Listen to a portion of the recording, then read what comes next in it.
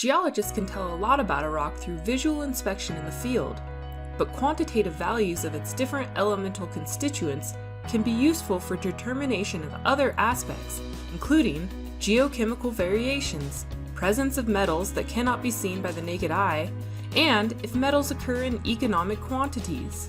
So after a geologist collects a sample in the field, it will be taken to a local assay lab for analysis. But what happens after the sample is dropped off? When the sample is received by the lab, it is labeled, sometimes with a barcode, so that it can be easily tracked throughout the analytical process. Next, the sample is crushed until it is pulverized into a homogeneous powder. A portion of the sample is placed in an envelope and used for analysis. This is called the pulp.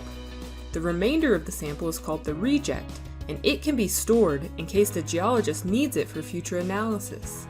Now the sample may be sent to the fire assay lab if the geologist is interested in its gold, silver, or platinum group element content.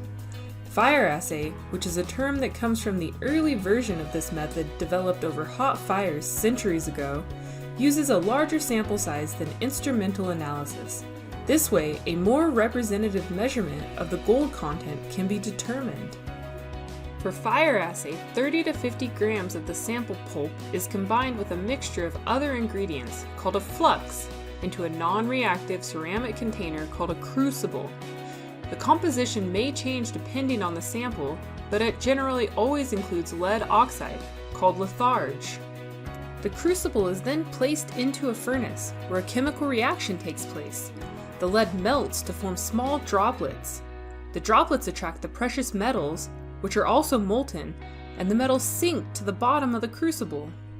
After the mixture is removed from the furnace and allowed to cool, a solid piece remains, with the lead button on the bottom and the remaining glassy material called slag on top.